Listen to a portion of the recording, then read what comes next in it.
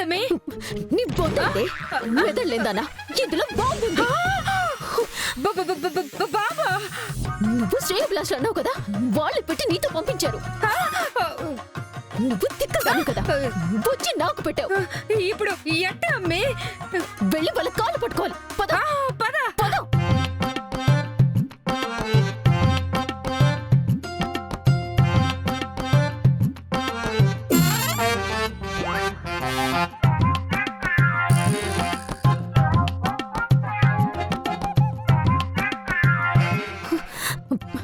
Hello, హాల్లో లేరు కదా?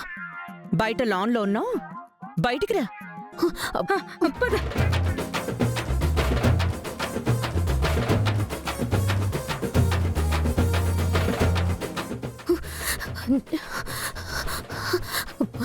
అత్తయ్య గారు, నన్ను బతికించండి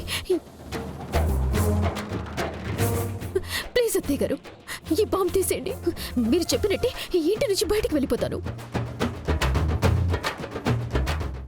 ప్లీజ్ ప్లీజ్. మీరు నాతో ఏం చెప్పుండారు? మీరిప్పుడేం చేసుండారు? మా అమ్మి ఒంట్లోకి స్లో పాయిజన్ ఎక్కించుండారు. దాంతో సావలేదని బాంబు పెడతారా? ఎంత మోసమా! న్యాయం కోసం నేను కోర్టుకు పోతాను. అమ్మా మహాతల్లి, నువ్వు బాగు. నేను మాట్లాడుకుంటాను కదా. అత్తయ్య గారు, నేను ఇల్లు వదిలి వెళ్ళిపోతానండి. ఈ బాంబు తీసేయండి ప్లీజ్.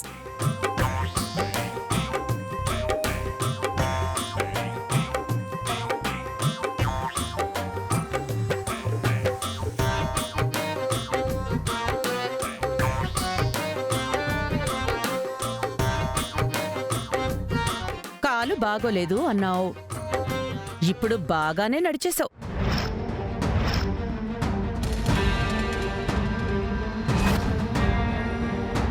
కాలు బాలేదని చెప్పింది అబద్ధం అన్నమాట.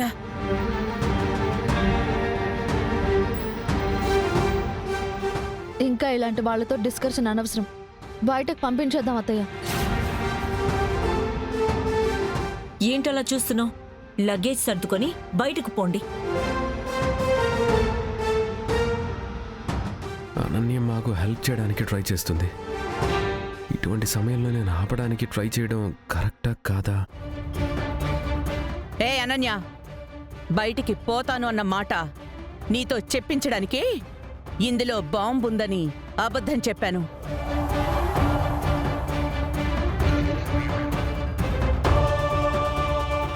ఎలాంటి బాంబు లేదు.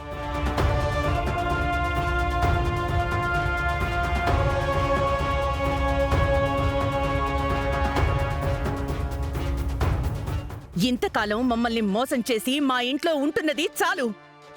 వెంటనే ఇంటి నుంచే బయటికి పో. వెళ్ళి లగేజ్ను సర్దుకుని రండి.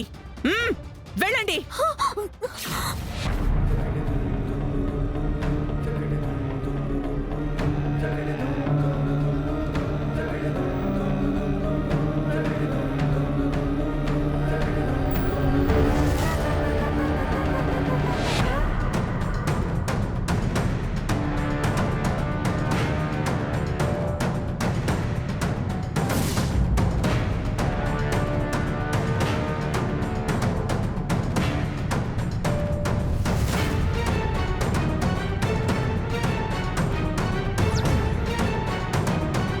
క్లైమాక్స్ నేను మరో మాదిరి అనుకుంటే ఈ మాదిరి జరుగుండదేందమ్మి?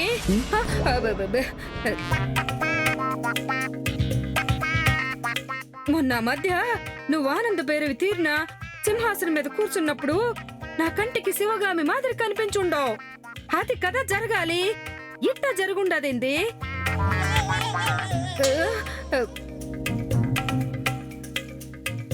అయితే మనం దుకాణం సర్దుకుని పోవాల్సిందేనా? 3 లైఫ్ లైన్లుంటాయి కదా, మనం అన్ని వాడేసుకున్నామా? నాకొక విషయం తెలియక అడుగుతున్నాను. ఆనంద భైరవి వాళ్ళు నా ఆరోగ్యం గురించి ఆలోచించి ఆ బెల్ట్ ఇచ్చినప్పుడు వాళ్ళు మనకి హెల్ప్ చేస్తారని ఎలా నమ్మవమ్మా? అదా? అబ్బబ్బబ్బ, అది అబ్బబ్బబ్బ, అది అబద్ధం చెప్పకు. నాకు నిజం తర్వాత తెలిసిందంటే తల్లివని కూడా చూడను. నిన్ను ముక్కలు ముక్కలుగా నరికి కుక్కర్లో ఉడికించేస్తాను. నీ గురించి నాకు తెలీదా అమ్మి? నిజమే చెప్పేస్తా. తర్వాత నువ్వు నన్ను ముక్కలుగా నరుకుతావో కైమా మాదిరి కొడతావో నీ ఇష్టం. ఆనంద్ బైరే వాళ్ళు నా దగ్గర ఏం చెప్పుండారంటే,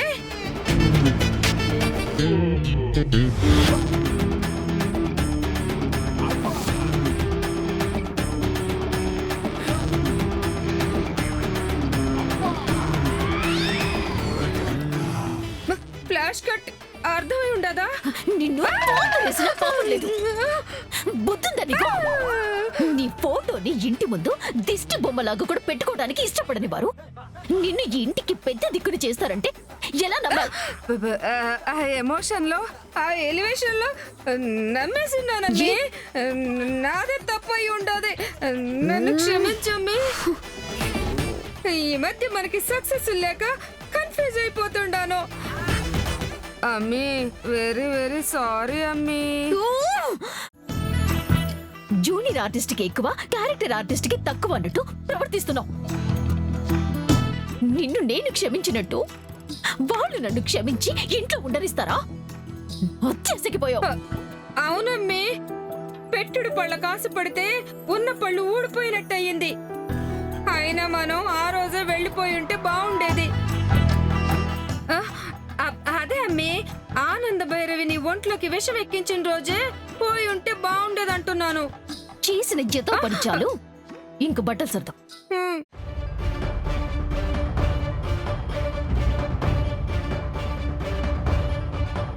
ఆనంద భైరవితో చేసిన ఛాలెంజ్ లో ఓడిపోయి వెళ్ళిపోవాల్సి వస్తుంది.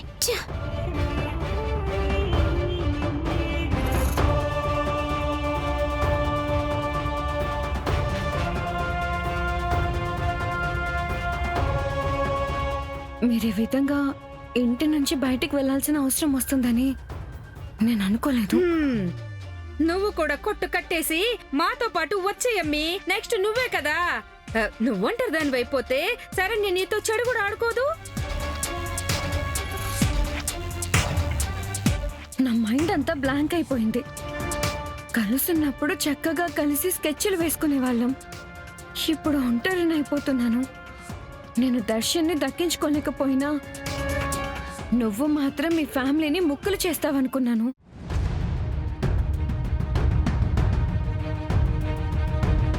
నీకే ఎలిమినేషన్ కార్డ్ వచ్చేసింది. ఇలా జరగకూడదు. Bad luck Ananya. ఏం చేస్తాం? అలా వచ్చినప్పుడు తల ఉంచాలని అంటారు కదా.